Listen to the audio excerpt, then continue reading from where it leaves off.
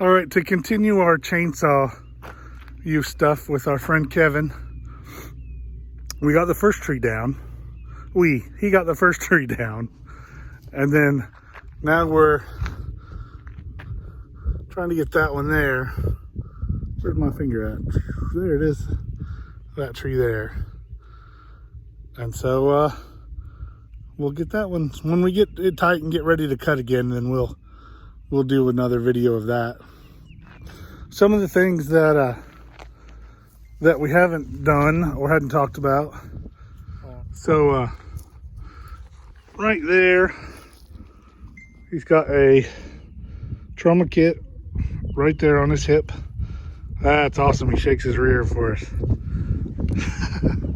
And then on the other side, he's got a pouch with his wedges. Oh yeah, that's awesome. I'll move you over to the other side of Patreon if I keep shaking my butt. Yeah, this will definitely have to be OnlyFans. We'll make some money.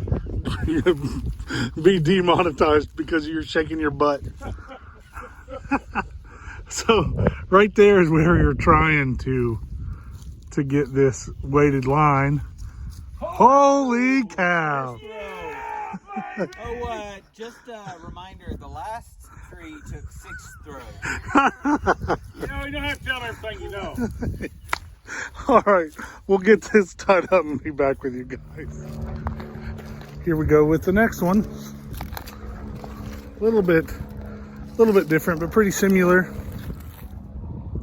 Kevin's gonna do the same cuts as before. We'll get relatively over there, and then it's just down here to the truck over there. But here we go.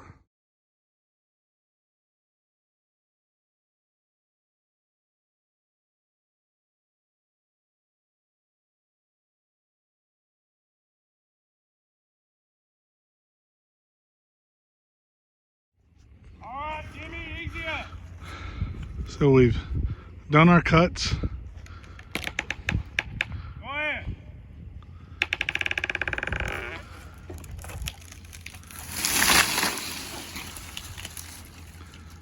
All right, time to get to work. We're talking about, we've cut this tree down on the ground. We're going to talk about limbing it up. There's 1,000 different schools of thought on limbing. I'm not going to show you, you know, there's no right way and wrong way. You want to work it up into pieces you can handle. One of the biggest things from a safety factor I deal with disaster relief all the time is many times, somebody's gonna come down the road. I don't think is it sticking out too far to get by? Many times you got people wanting to help. You got Bobo standing here wanting to help and drag limbs and stuff. Think about it. Like, and I don't know how many people watching, we're in the Boy Scouts or anything like that. When we teach knife safety in scouting, we talk about the blood circle. So, a chainsaw, it's got a pretty big blood circle. If you get in anywhere within this circle, I could hurt you. So like with any other piece of power equipment, whether it's a dozer, backhoe, tractor, lawnmower, whatever, make eye contact with that operator before you walk up and grab a limb or come into his blood circle, his area of operation, if you will. Because his attention is going to be on this saw. Where it should be. He's going to be paying attention to this saw and what he's doing. He's not going to be looking behind him. I know we talk about, situational awareness a lot, but, the situation I need to be aware of is right here in my hands. So that's what I'm going to be concentrating on, is what's next and where I'm going. I'm not going to be looking behind me for somebody to walk up behind me and reach in and grab a limb.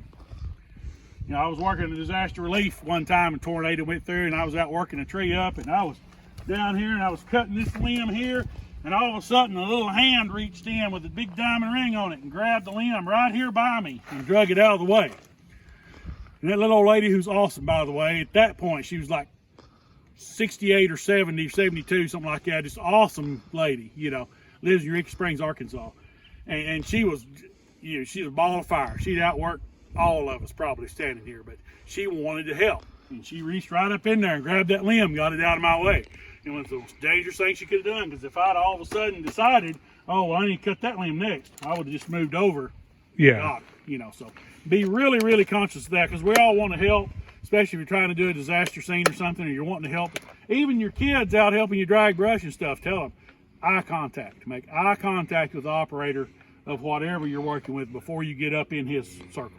So I usually work from this side of the tree, because that way I can, it's the off side for the saw blade. You know, I can reach over, I can work my way up. First thing I'm going to do is I'm going to work all the limbs off the top. I'm going to leave some of these limbs on the bottom and hold it up off the ground. The reason I do that is that way I don't have to cut into the dirt with my saw. I can keep my saw up out of the dirt as I block it up. The man who's going to move this, come get this, said he just wants them at 3 to 5 foot length, so we can probably leave the limbs whole, maybe cut the bigger ones, and then we'll come back and cut the trunk up. That's what we're going to work on. Start with. You gotta watch, you know, there's pressures on these limbs as you're working. That broke off, but, you know, so you just gotta kind of watch as you cut. You see one starting to move and bind your saw up.